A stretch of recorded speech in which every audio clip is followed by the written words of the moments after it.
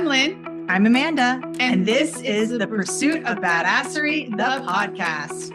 We're cutting through the fluff and cracking open what it really takes to build the business and life that you actually want. No gurus, no gatekeeping, just real talk, big action, and the badass energy you need to scale and slay.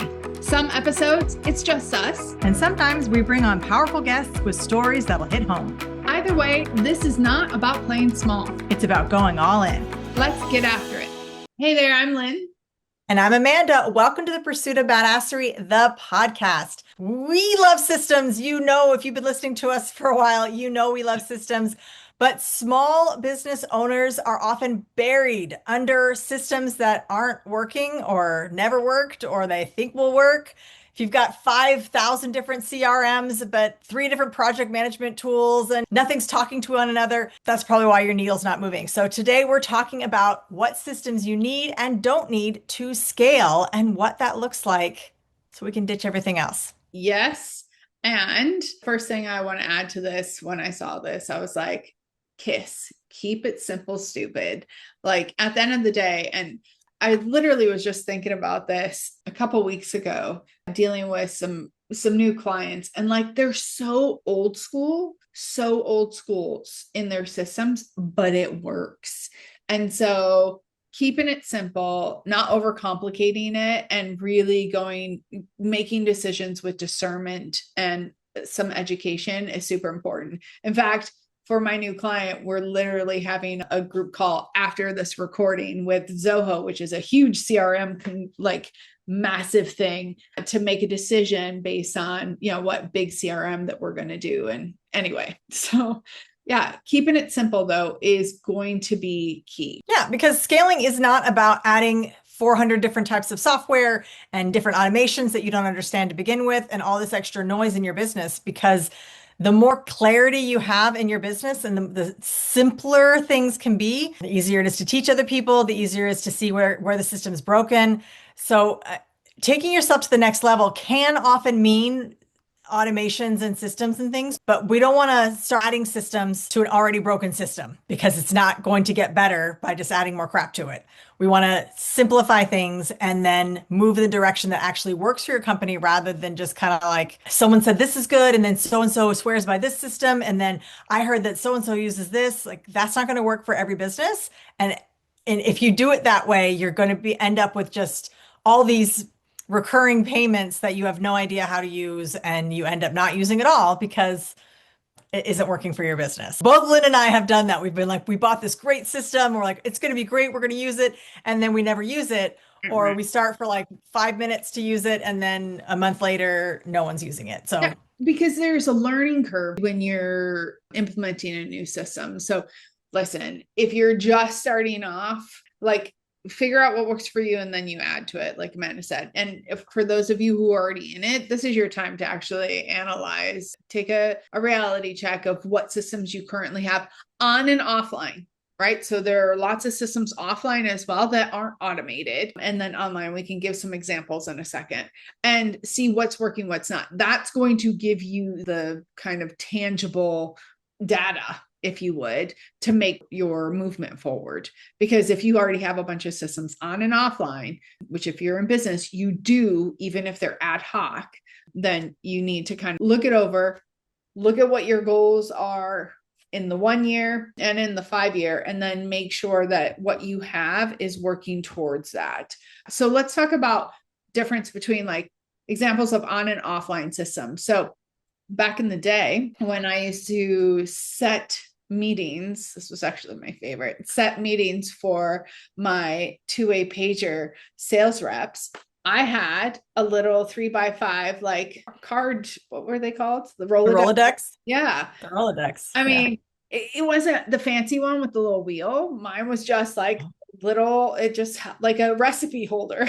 That's all I think there's literally a Rolodex like 5 feet from me right now. And I tell you what, those 3x5 cards, and I was so like, it worked so well for me, but my capacity, like I had a lot of capacity. I didn't have to do a lot of things. I was an employee, so I didn't have, but that worked so well for me. And then when I went into actual like sales and owning a business and different things, I couldn't use that anymore. I mean, I could, but it was not as efficient. I needed access to that information when I was in my car or whatever. So then it went into a spreadsheet online. Then it went into a CRM and like a system that would remind me, right? So it kind of grew from there. One example. Yeah, I'm like thinking back to all the Memory times that lane. I think I also had a recipe box, like a little plastic recipe box for my old like speech and debate years.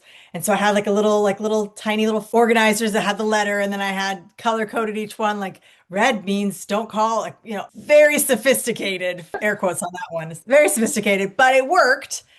And I think that's one of the things that people think all the time. Like, you don't have to pay for a bunch of tools that you're not using. You don't need a system to manage your systems. If you aren't even sure how to do your systems, it's just creating more chaos in your business. And you're spending more time maintaining the processes than actually delivering results. And so if it's going to work for you, like that system of Rolodex worked for you. But if you gave that to somebody now, that would be way more confusing. So sad that it would be confusing because it makes so much sense to me.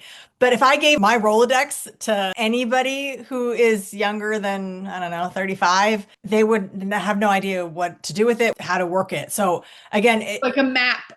It's like a yeah, map. I know, like a map. It's true. It's true. So think about your systems and the team that you have and what's working and how you can upgrade it in a way that works for you and your team. Like, you're not the only one who knows how things work.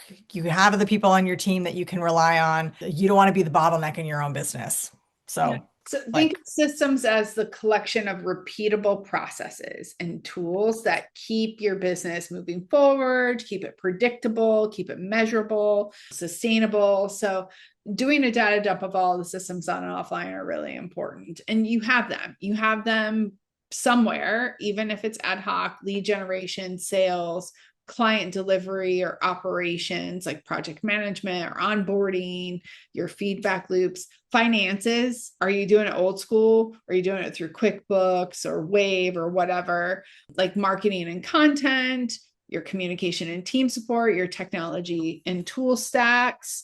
So where are all your logins? Like, it could be super simplified. So there's lots and lots of different actual system. well, I have like the five that I always, or the four that I feel like are the most important for every business, because I feel like depending on your business, there are more or less systems that you will need, whether you're service or you're product based or whatever. But for me, I always kind of come back to the same core four that need to be in every business, no matter what kind of business. Like, the number one is, it's not in any particular order.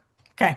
So money management, as Lynn just said, like, how are you budgeting? How are you doing your pricing strategy? How are you like forecasting what your business is going to look like? How are you tracking what's working and what isn't? So money management is always a system that you're going to need. Client acquisition is a system you're going to need. So how are you getting consistent trackable leads? How are you following up with those leads? That's a huge part of it. So in the client acquisition world, you've got to have some kind of system to get leads and then to follow up with them. And then we have client delivery. So again, if it's product or service, it's going to look a little bit different, but like, what's the process for repeatable results when it comes to facing your clients? So whether that's the service that you're rendering or a product that you're delivering, what does that delivery, quote unquote, look like? And then as you grow, assuming that you're going to grow, what's the team communication look like? What's the accountability? What are the SOPs? What's like, how do you make decisions within the hierarchy of your business? And, for solopreneurs, you've got to start somewhere, even if you're starting with a VA or if you're starting with, the kid that you hire under the table or whatever, an intern. So those are the four systems I really feel like every business has to look at. So you've got your money, your client acquisition, your client deliveries, and then eventually your team communication, whatever that might look like. You need at least those four. And then, I think every business needs those four. Yeah, it's interesting. I actually have five. I think you combine two. It's the same, but you combine two that I would say, I think. So sales, which would be the leads and the follow-up and all of that. So your client acquisition, operations, how you deliver it, how you communicate, different things like that. Financial, absolutely. Like, that should be number one. I know you said it number one. Marketing. I think you group that in with the sales, but I like to keep them separate. And then the people system, like the people around you, not just internally, but also I think that, I'm big in your strategic alliances and all of that other stuff. So that would be underneath the people system. Keep it simple. You don't need a cajillion. And again, these could be on or offline, whatever works for you. But having your systems in place helps you rinse and repeat, revise, evaluate, rinse, repeat, revise, right? Rinse, repeat, revise when it needs to. And this is how you can see breaks in your system. And if you listen to the Peaks and Valleys podcast that was before this, when you have these systems, you can look into the systems and say, I'm having a valley here that's unexpected. What's broken or what's missing? Not always broken. So you can go into that and make adjustments versus finding a needle in a haystack. And you can train other people. Like when you have systems, you're able to give that off to somebody else.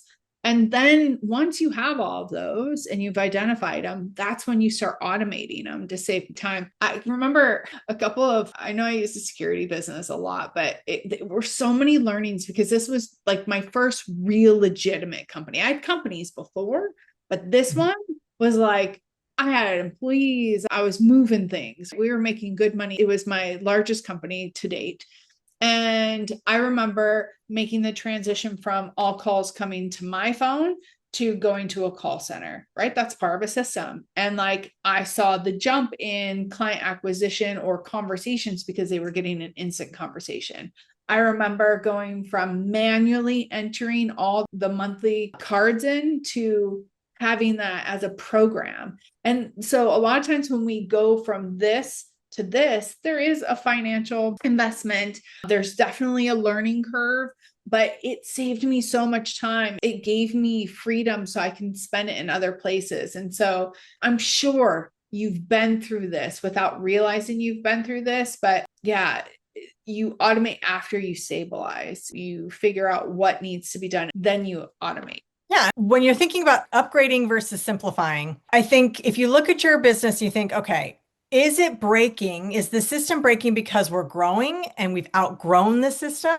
Or is it because it was never the right system and we need to simplify it and really figure out what it is? So, I mean, sometimes it's looking like an 80-20 rule of like 80% of your results are coming from 20% of your systems in this case. So where do you need to focus? Because when it comes to growing your systems and scaling and figuring out what things you need in order to scale, like sometimes it's never the right system. Sometimes you are trying to fit a square peg into a round hole and it's never going to work.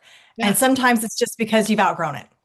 And so being able to distinguish between the two is going to help you decide whether or not that particular, automation or system is helping you scale or isn't. Yeah, I love that. I will add to that is that we're saying keep your system simple until they're stressed, essentially. And you want to be a couple steps ahead, like you don't want it to break and then you have to make a change, but just keeping that in mind.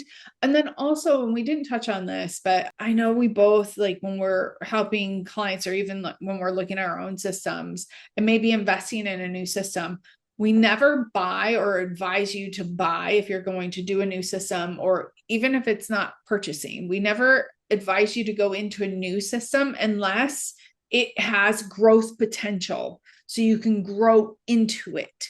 So looking at that 1 to 5 year down the road, depending on your trajectory, that you don't want to get a tool that just fixes it for the now. You want to get a tool or a system, implement a system that allows you to have for the future grow into it or grow with it, if you would, or have it grow with you. 100%. And I'm going to push back a little bit. And this is not, we believe in this for sure. However, what I don't want someone to do is to buy a system that's way too complex. Oh, 100%. Before you have built the foundation to support it. That's kind of like this future CEO trap. Like in the future, I'm going to be like Amazon and I'm going to need this system. Well, you don't need it right now. That's way too far ahead. You haven't built the foundations that everything's going to sit on. So that's not what we're saying. We're not saying buy something for your future self that you can't support. Build the foundations first and then buy a system that's going to grow with you. That's what we're saying. I don't want it to be Absolutely. misconstrued like just spend $6,000 a month on this system that is never going to work for you because you haven't built the foundations. No, I love that you added that. I've literally been in this with the new company that I just started working with, the startup. And like I said, we're meeting with Zoho after this, which is just this like huge conglomerate, kind of like a Go High level, but Zoho's been around a bit longer. Also like HubSpot. When they told me that this was the system that they were going to use, I started asking them the hard questions. Why? What is the capabilities because it's massive. It is not a one tool. It is a gajillion tools.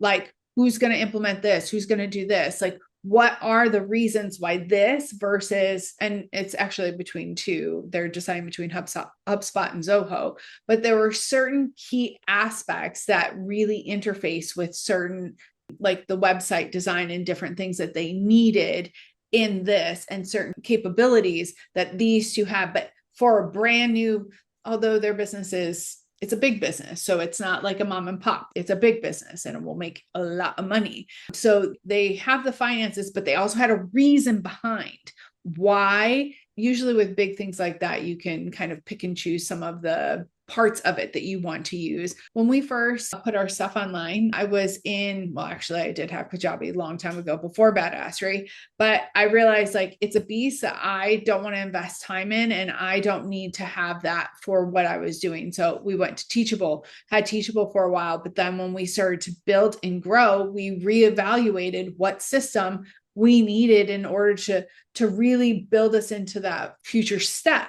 And then we reinvested back into Kajabi. So understanding what the whole purpose is and being okay with starting here, even at the free levels, like, if we're looking at CRMs like MailChimp, they all have like different free ones. Okay, great. So you can start there and then you can transition your way in. Yeah. And I know we say this all the time, but I'm going to say it again because it's important to say it again. Ultimately, you're going to have to audit your systems.